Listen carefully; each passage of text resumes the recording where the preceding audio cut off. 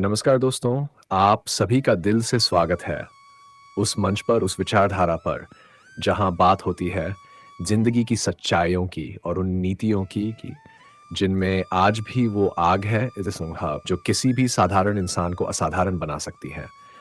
जहां शब्द केवल आवाज नहीं, एक क्रांति होते हैं और विचार केवल जानकारी नहीं, बल्कि जागृति बन जाते हैं। आज का विषय थोड़ा हटकर है, थोड़ा कड़वा, थोड़ा सख्त, लेकिन उतना ही अहम, क्योंकि आज हम बात करने जा रहे हैं उन 7 चीज़ों की जिन्हें माँगने या लेने में अगर आपने शर्म की तो समझ लीजिए, आपने खुद अपनी सफलता का गला घोंट दिया। आपने भी सुना होगा, ओपन क्वोट, "शर्म करो, ये कैसे माँग सकते हो? खुद से मिल जाए तभी ठीक है। बोलने से छोटा लगता है।" Close quote. लेकिन दोस्तों, आज का सवाल सीधा और सटीक है। किस चीज़ की शर्म? क्यों शर्म? क्या खुद की ज़रूरत बताना कोई गुनाह है? आचार्य चाणक्य, जिनकी नीतियां आज भी राजनीतिज्ञों से लेकर गृहस्थ जीवन तक हर इंसान को दिशा देती हैं, उन्होंने साफ कहा, ओपन क्वोट, "जो व्यक्ति अपने हक को मांगने में शर्म करता है, वह जीवन भर दूसरों के आदेशों पर जीता है।" Close quote. तो आज हम जानेंगे वो सैर बातें जिन्हें लेने या मांगने में अगर आप शर्म कर गए तो आप खुद को जीवन की असली दौड़ से बाहर कर चुके हैं। और सबसे बड़ी बात, ये केवल सिद्धांत नहीं है, ये चाणक्य की तपाई हुई, परखी हुई, जीवन बदल देने वाली नीतियां हैं। तो चलिए शुरू करते हैं आज का सफर। पहली चीज, पति पत्नी का प्यार और अधिकार। मांगो हक से, शर्म नहीं करो।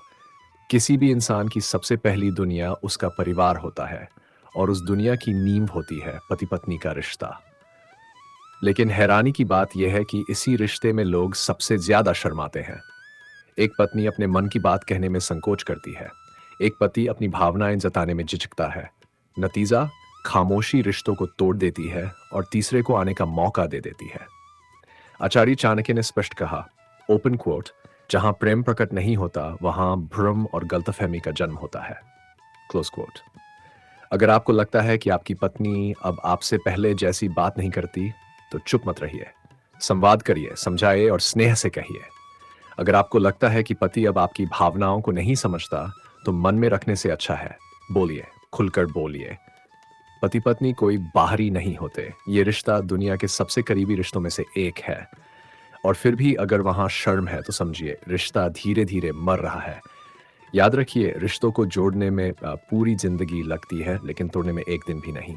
तो अपने हक के प्रेम को, स्नेह को, संवाद को बेशर्मी से मांगिए, जताइए और निभाइए। दूसरी चीज, भूख लगने पर भोजन मांगना शर्म नहीं, समझदारी है। भूखे रहो लेकिन मांगो मत। इस वाक्य ने लाखों लोगों को कमजोर, हजारों बच्चों को उपेक्षित और कई परिवारों को टूटने की कगार पर ला दिया।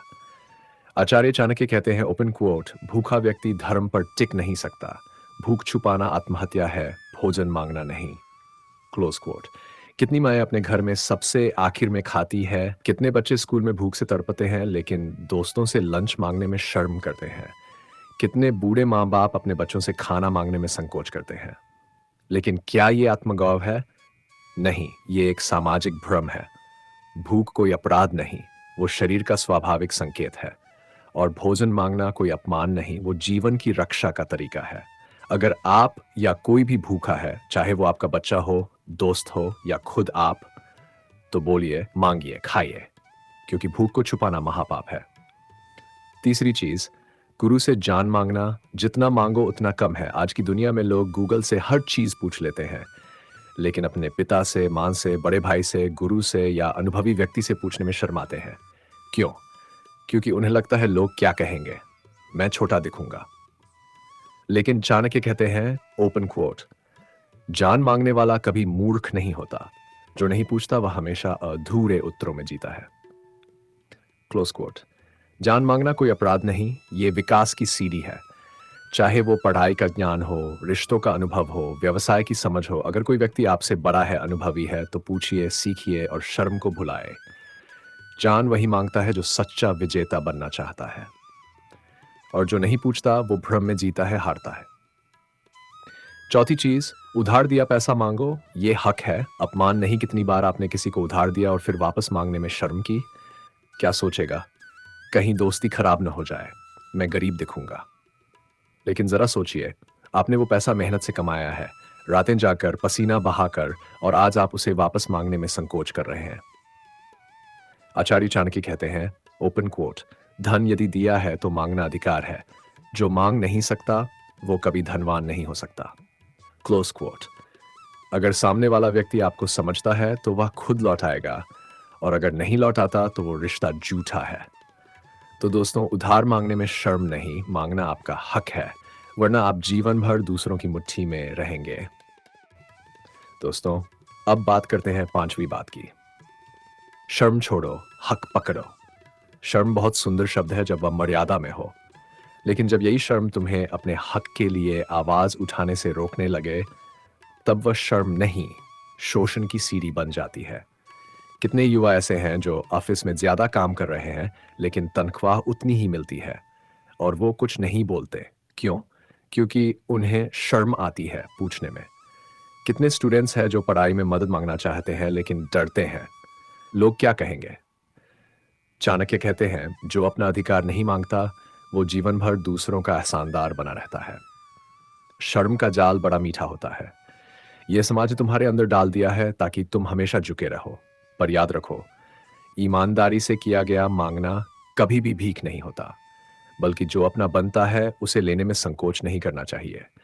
अगर तुमने अपनी मेहनत से कुछ कमाया है, कुछ बनाया है, तो उसे मांगो पूरे आत्मविश्वास से, वरना यह दुनिया तुम्हारे हिस्से की भी रोटी खा जाएगी और तुम्हें देखकर कहेगी, बेचारा बहुत शरीफ था लेकिन किस्मत खराब थी।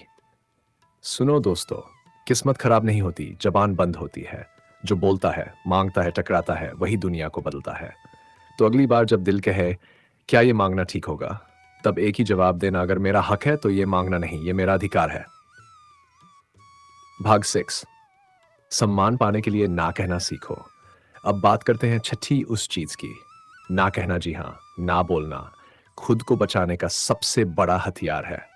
लेकिन अफसोस, आज के युवा सबसे ज्यादा इसी शब्द से डरते हैं। कहीं दोस्त बुरा न मान जाए, कहीं बॉस नाराज न हो जाए, कहीं रिश्तेदार ताने न मार दें, और इसी डर में तुम हर बार खुद को बेचते हो, समय, नींद, आत्मसम्मान। ध्यान से सुनो, हर बार हाँ कहने वाला इंसान दूसरों का गुलाम बन जाता है।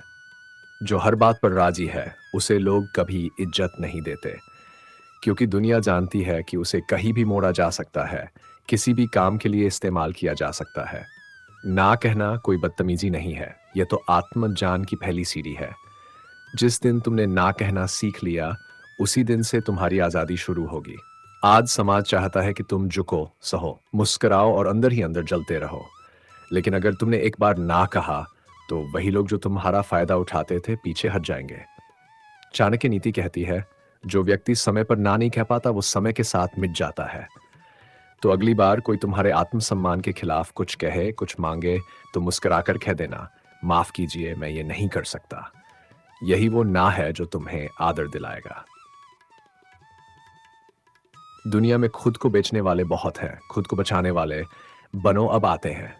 आखिरी और सबसे जरूरी बात पर, खुद को बेचने वालों की भीड़ में खुद को बचाने वाले बनो। आजकल हर तरफ एक दौड़ लगी है, पैसा चाहिए, शोहरत चाहिए, वायरल होना है, फेमस होना है।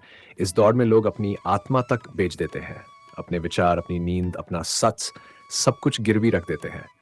क्या तुमने कभी गौर किया है, लोग आज खुद को इतना सस्ता क्यों बेचते हैं? क्योंकि उन्हें लगता है कि अगर अभी नहीं बिका तो दुनिया आगे निकल जाएगी। लेकिन याद रखो, जो खुद को बेच देता है वो एक बार बिकता नहीं, बार बार बिकता है। और जो खुद बचाता है, दुनिया उसकी बोली लगाना छोड़ देती है। दुनिया को फर्क नहीं पड़ता तुम कितनी मेहनत करते हो, उसे सिर्फ ये देखना है कि तुम कितनी बार झुके।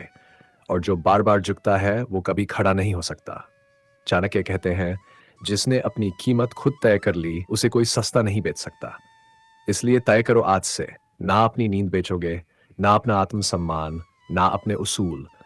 दुनिया तुम्हें जज करेगी, तुम्हारे फैसलों पर हंसेगी, तुम्हें ताना मारेगी, लेकिन एक दिन वही दुनिया तुम्हारे पैरों की धूल भी नहीं बन पाएगी, क्योंकि तुम बिके नहीं, टिके हो। तुम लड़े हो झूठ से, लोभ से, समाज के बनाए उस नकली मर्यादा से। और दोस्तों, अंत में यही कहूंगा, अगर तुम अपने जीवन में कीमत नहीं बन सके तो लोग तुम्हें रेट में तोलते रहेंगे। इसलिए उठो, बोलो, मांगो और खुद को उस ऊंचाई पर ले जाओ जहां कोई तुम्हें गिरा न सके, क्योंकि तुमने खुद को कभी झुकाया ही नहीं।